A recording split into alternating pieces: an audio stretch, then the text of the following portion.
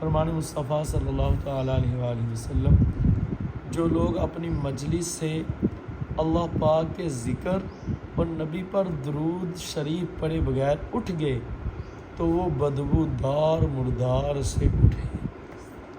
توبوا الی اللہ، استغفر اللہ، صلو علی الحبیب صلی اللہ تعالیٰ علیہ محمد صلی اللہ علیہ وآلہ وسلم۔ عاشقان رسول اب خود ہی حساب لگائیں، اس بات کو سمجھے ذرا کہ جو اللہ کا ذکر کسی مجلس میں، کسی مجلس جلوس سے نکلا ہے، اس سے مراد ہوتا ہے بیٹھنا۔ یہ جالسہ سے آگے مجلس سے جلوس سے، جلوس کا مطلب کیا ہے؟ بیٹھنا۔ تو یعنی کئی لوگوں کے ساتھ مل کر بیٹھے اور پھر وہاں بیٹھ کر ساری باتیں تو کرے پر اللہ اور اس کے حبیب کا ذکر نہ کرے، اللہ سونے کی حمد و ثنا نہ کرے، اس کا ذکر نہ کرے، اور اس کے پیارے نبی، میرے آخری نبی، میرے آقا مولا، ہمارے آقا مولا سائیں کریم جانے جانا پاک صلی اللہ علیہ وسلم پر درود پاک نہ پڑھے، فرمایا کہ وہ ایسے ہے کہ وہ بدبودار مردار سے اٹھا۔ اللہ توبوا الی اللہ، استغفر اللہ، صلو علی الحبیب صلی اللہ تعالیٰ علی محمد صلی اللہ تعالیٰ علیہ وآلہ وسلم۔ میٹھے اسلام بھائیو، نماز بے حیائیوں سے روکتی ہے، ایسا ہے کہ نہیں؟ والد اعلیٰ حضرت علامہ مولانا مفتی نقی علی خان رحمۃ اللہ تعالیٰ علیہ فرماتے ہیں، نماز کو ترک کرنا اور اپنے مالک کا حکم ٹال دینا سب گناہوں سے بڑا گناہ اور سب بے حیائیوں سے سخت بے حیائی۔ اب اس بات کو سمجھے، اس کا اندازہ لگائیں عاشقان رسول صلی اللہ علیہ وسلم۔ سب گناہوں سے بڑا گناہ کیا ہے؟ مالک کا حکم ٹال دینا ہے، اور ساری بے حیائیوں سے بڑی بے حیائی کیا ہے؟ اللہ عز و جل کا حکم، ہمارے رب کا حکم ہے نماز پڑھو۔ دیکھیں یہ کتنی بڑی بے حیائی ہے، بندہ ایک نماز بھی چھوڑے، خواہ وہ کوئی بھی ہو پانچوں میں سے، تو انسان کو تو زندگی میں ایک بھی چھوٹ جائے تو اس کا پچھتاوا نہیں جانا چاہیے۔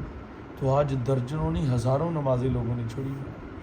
اب سوچیں کہ یہ بڑی بے حیائی سب سے بڑی ہے، بے حیائی بھی سب سے بڑی اور گناہ بھی سب سے بڑا ہے۔ امیر المومنین حضرت سیدنا عمر فاروق اعظم رضی اللہ تعالیٰ بیان کرتے ہیں کہ حضور نبی پاک صلی اللہ تعالیٰ علیہ وسلم کا فرمان عبرت نشان ہے، جس نے جان بوجھ کر نماز چھوڑی اللہ پاک اس کی عمل برباد کر دے گا، اور اللہ پاک کا ذمہ اس سے اٹھ جائے گا جب تک کہ وہ اللہ پاک کی بارگاہ میں توبہ نہ کرے۔ یار اس بات کو سمجھو، عاشقان رسول صلی اللہ علیہ وسلم، توجہ کرو، بھولے بالے سنیو، خدا کے بندو اس بات کو سمجھو۔ جانے جانا علیہ الصلوۃ والسلام نے ارشاد فرما دیا کہ جو جان بوجھ کر ایک نماز چھوڑ دے، چاہے وہ فیکٹری میں کام کر رہا تھا، کام کرتے کرتے اس نے چھوڑی، جان بوجھ کے چھوڑی، چاہے وہ بازار میں سودا سلف لینے گیا، ادھر اس نے چھوڑ دی، اس کی مصروفیت کی دنیا کی وجہ سے چھوڑ دی، تب بھی اس نے جان بوجھ کر چھوڑی، چاہے اس نے اپنی چارپائی پر لیٹے ہوئے گزار دی رات، اس وقت چھوڑی، سوئے ہوئے گزار دی، تب بھی جان بوجھ کر چھوڑی، چاہے اس شخص نے اپنے کسی دوست، کسی عزیز، کسی رشتہ دار کے ساتھ سیٹنگ میں ملاقات کے ساتھ اس کے ملاقات میں وہ نماز گزار دی، تو تب بھی اس نے جان بوجھ کر چھوڑی۔ الغرض چاہے وہ کسی جگہ سیر کرنے کے لیے گیا، کوئی بھی کام کیا، یا کھانا کھاتے کھاتے نماز کا وقت گزار دیا، فلمیں دیکھتے، ڈرامے دیکھتے، یہ سب جان بوجھ کے چھوڑنا ہے۔ کوئی بھی واللہ جو میں آپ کو عرض کر رہا ہوں، یہ سارے ہی جان بوجھ کے چھوڑنے میں شامل ہیں، اس حدیث کی شرح میں ہے یہ۔ اب اس بات کو سمجھو، جو جان بوجھ کر چھوڑے اس کی عمل اللہ عز و جل جانے جانا علیہ الصلوۃ والسلام نے فرمایا اس کے عمل کو برباد فرما دے گا، اور اللہ پاک کا ذمہ اس سے اٹھ جائے گا، یعنی اللہ اس کی حفاظت جب تک کہ وہ دوبارہ اس سے توبہ کر دے۔ دیکھو یار وہ رب کتنا کریم ہے۔ آج لوگ نماز پر نماز چھوڑ رہے ہیں، جھوٹ پر جھوٹ بول رہے ہیں، برائیوں پر برائیاں کر رہے ہیں، گناہوں پر گناہ کر رہے ہیں، بے حیائیوں پر بے حیائیاں، اور بدنگاہیوں پر بدنگاہیاں۔ کوئی فلمیں دیکھتا ہے تو دیکھے جا رہا ہے، کوئی ڈرامے دیکھتا ہے تو دیکھے جا رہا ہے، توبہ نہیں کر رہا، پر اس نے توبہ کا دروازہ بند فرمایا نہیں۔ وہ سونا لا شریک اتنی محبت فرماتا ہے جو 70 ماؤں سے بڑھ کر فرماتا ہے۔ کبھی سوچا ہے کہ حضور ہماری وجہ سے کتنے پریشان ہوں؟ ہمارے رب نے، ہمارے آقا حضور نے توبہ کا دروازہ بند فرمایا نہیں. وہ سونے فرما رہے آؤ اچھا کر لیا، چلو اب سچی توبہ کر لو. سچی توبہ کیا ہے؟ کہ تم اللہ کی بارگاہ میں شرمندہ ہو، بولا میں نے بہت گناہ کر لیے، میں نے یہ بے حیائی کی، یہ بے حیائی کی، یہ بے شرم. رو اللہ کی بارگاہ میں. چلو رونا نہیں آتا، رونے جیسی صورت کر لو، شرمندہ ہو جاؤ، شرمندگی ہو، ندامت ہو اس برائیوں پر جو کی ہیں. پھر پکا وعدہ کرو سونے آج کے بعد نہیں کرتا، اور پھر اس پر استقامت پا جاؤ. اس کو توبہ کہتے ہیں. تو آؤ میرے میٹھے اسلام بھائی، ابھی سے توبہ کرو، اس کا دروازہ بند نہیں. خدا کی قسم، کیا ہمارے ساتھ رہنے والے دوست دنیا سے گئے نہیں؟ میرا ایک بڑا جگری دوست جس کے بغیر میرا دل نہیں لگتا تھا، خدا کی قسم میری آنکھوں کو، میں نے سوچا بھی نہیں تھا اسے کیا ہوگا، بالکل ٹھیک تھا، لیکن میری آنکھوں دیکھے وہ فوت ہو گیا. کبھی سوچا نہیں تھا، میں نے پورے محلے میں صرف اسے دوست بنایا تھا. پتہ ہی نہیں کب، نہ مجھے میری زندگی کا پتہ، نہ آپ کو نہیں پتہ چلتا. اپنے محلوں میں دیکھو نا، آپ کی آنکھوں دیکھے بندے جاتے نہیں ہیں. ضرور آپ کا کوئی نہ کوئی ایسا ہوگا جس سے آپ کو بڑا پیار ہوگا، تو وہ فوت ہو گیا ہوگا، آپ کو خبر بھی نہیں تھی. تو ایسا ہوتا ہے بھائی، یہ دنیا جانے کے لیے بھی اس میں ہم آئے ہیں، تو ہمیں کوئی پتہ نہیں کب بلاوا آ جائے. تو سمجھدار وہ ہے جو حضور کے عشق میں گم ہو جائے. اللہ اللہ. اے میرے اسلام بھائیو، میرے آقا حضور علیہ السلام کے پیارے صحابی حضرت زینب ابو دردہ رضی اللہ تعالیٰ عنہ بیان کرتی ہیں، اللہ پاک کے پیارے نبی صلی اللہ علیہ وسلم نے مجھے وصیت فرمائی، کسی چیز کو اللہ پاک کا شریک نہ ٹھہراؤ، اگرچہ مار ڈالے جاؤ، میں تمہیں کوئی مار دے کاٹ دے، اور اللہ کا شریک کسی کو نہیں ٹھہرانا. اور فرض نماز جان بوجھ کر نہ چھوڑو، اور فرض نماز جان بوجھ کر نہ چھوڑو، کہ جس نے اسے عمدن یعنی جان بوجھ کر چھوڑا اس سے ذمہ اٹھا لیا جائے گا. ہمارا رب ہم سے محبت فرما 70 ماہ سے بڑھ کر ہمیں ہر جگہ وہ بچاتا ہے، ہمارا ایمان بچاتا ہے، شیطان سے محفوظ فرماتا ہے.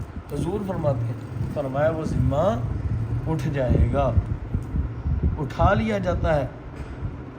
فرمایا اور شراب نہ پیو، کہ یہ ہر شر یعنی ہر برائی کی چابی ہے.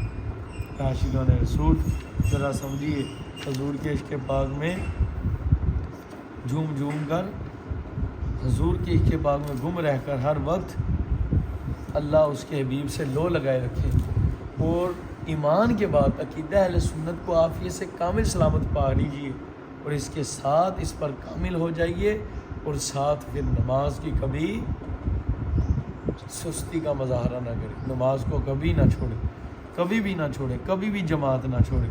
حضرت سیدنا عبداللہ بن مسعود رضی اللہ تعالیٰ سے روایت ہے کہ سرکار علی اوطار مدینے کے تاجدار صلی اللہ علیہ وسلم نے ارشاد فرمایا، قرب قیامت کی علامت ہے کہ 50 لوگ نماز پڑھیں گے مگر ان میں سے کسی کی بھی نماز قبول نہیں ہوگی.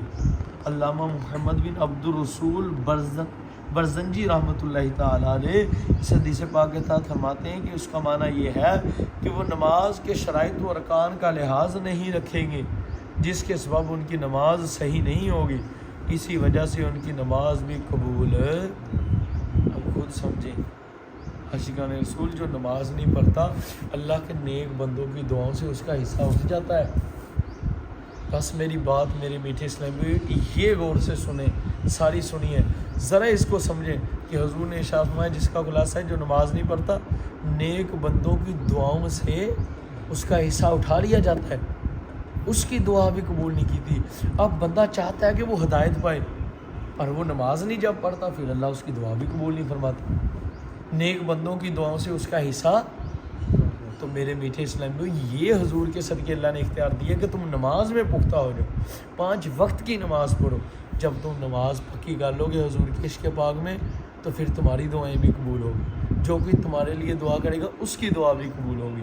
اے عاشقان رسول صلی اللہ علیہ وسلم، اے سامعین اکرام، ہمارے اس چینل کے سامعین، ہمارے اس وقت اس حلقے کے اس درس کے سامعین، آپ کی خدمت میں گزارش ہے، اللہ کے حبیب میرے آقا حضور کے عشق میں گم ہو جاؤ، حضور کے عشق میں گم ہو کر نماز پڑھو،